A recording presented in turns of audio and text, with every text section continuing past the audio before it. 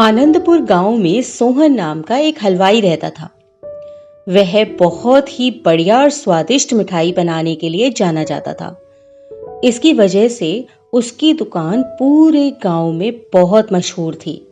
पूरा गांव उसी की दुकान से मिठाई खरीदता था। वह और उसकी पत्नी मिलकर शुद्ध देसी घी की मिठाइयां बनाते थे। इससे मिठाइयां काफी अच्छी और स्वादिष्ट बनती थी। हर रोज शाम होते होते उसकी सारी मिठाइयां बिक जाती थीं और वह एक अच्छा खासा मुनाफा कमा लेता था।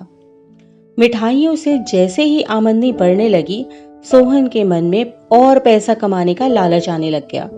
अपने इसी लालच के चलते उसे एक तरकीब सूझी। वह शहर गया और वहां से एक दो चुंबक के टुकड़े ले आया। उन टुकड़ों को उसने अपने तराजू के नीचे लगा दिया।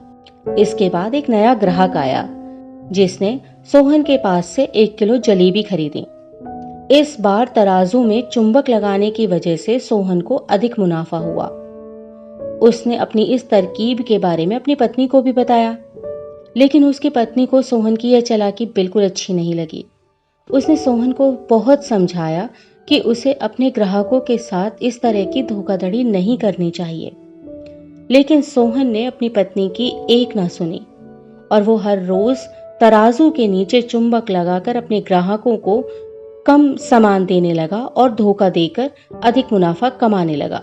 इससे सोहन को बहुत खुशी हुई। एक दिन सोहन की दुकान पर रवि नाम का एक नया लड़का आया। उसने सोहन से 2 किलो जलेबी खरीदी। सोहन ने उसे भी चुंबक लगे तराजू से जलेबियां तोलकर दे दी। रवि ने जैसे ही जलेबी उठाई तो उसे लगा कि जलेबी का वजन 2 किलो से कुछ कम है। उसने अपना शक दूर करने के लिए सोहन से दोबारा से जलेबियों को तोलने के लिए कहा। रवि की बात सुनकर सोहन चिढ़ गया। उसने कहा, मेरे पास इतना फालतू समय नहीं है कि बार बार तुम्हारी जलेबियों को तोलता रहूं। इतना कहकर उसने रवि को वहां से जाने के लिए कह दिया। सोहन मिठाई वाले की बात सुनने के बाद रवि जलेबी लेकर वहां से चला गया। वह एक दूसरी दुकान पर गया और वहां बैठे मिठाई वाले से अपनी जलेबी तोलने के लिए कहा। जब दूसरे दुकानदार ने उन जलेबियों को तोला तो जलेबी सिर्फ 1.5 किलो ही थी। अब उसका शक यकीन में बदल गया था।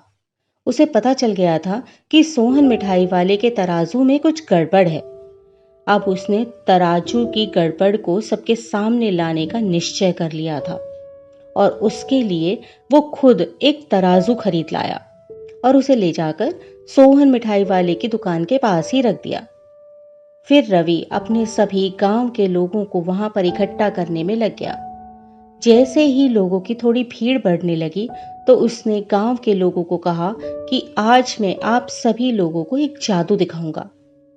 यह जादू देखने के लिए बस आप लोगों को सोहन मिठाई वाले से खरीदा गया सामान एक बार इस तराजू में तोलना होगा और आप देखेंगे कि कैसे सोहन मिठाई वाले के तराजू से तोली गई मिठाइयां इस दूसरे तराजू में आने पर अपने आप ही कम हो जाती हैं।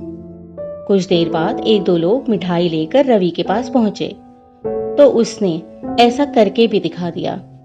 इसके बाद सोहन की दुकान से जिसने भी मिठाई खरीदी थी सभी ने राजू को तराजू में तोलकर देखा तो सबकी मिठाइयां 250 ग्राम से लेकर आधा किलो तक कम निकली। यह सब देखकर लोगों को काफी हैरानी हुई।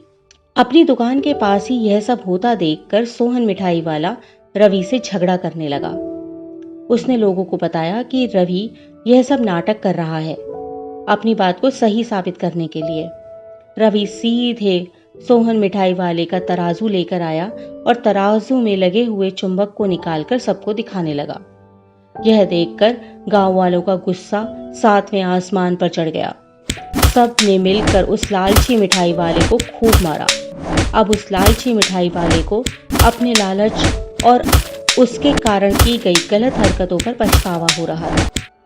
उसने अपने गांव के सभी लोगों से माफी मांगी और यह वादा भी किया कि भविष्य में कभी कोई ऐसी जालसाजी नहीं करेगा। सोहन की इस धोखाधड़ी से पूरा गांव नाराज था, इसलिए लोगों ने उसकी दुकान में जाना कम कर दिया था। उधर सोहन के पास पछताने के अलावा और कुछ नहीं बचा था, क्योंकि वह पहले ही पूरे गांव का भरोसा खो चुका था। तो हमें इस कहानी से यही सीखने को मिलता है कि हमें कभी भी लालच नहीं करना चाहिए। हमेशा ईमानदारी के साथ काम करने से ही इंसान का नाम होता है। लालच के चलते भले ही कुछ समय के लिए हमें ज्यादा फायदा हो जाए, लेकिन उससे इज्जत और आत्मसम्मान दोनों ही कम हो जाते हैं।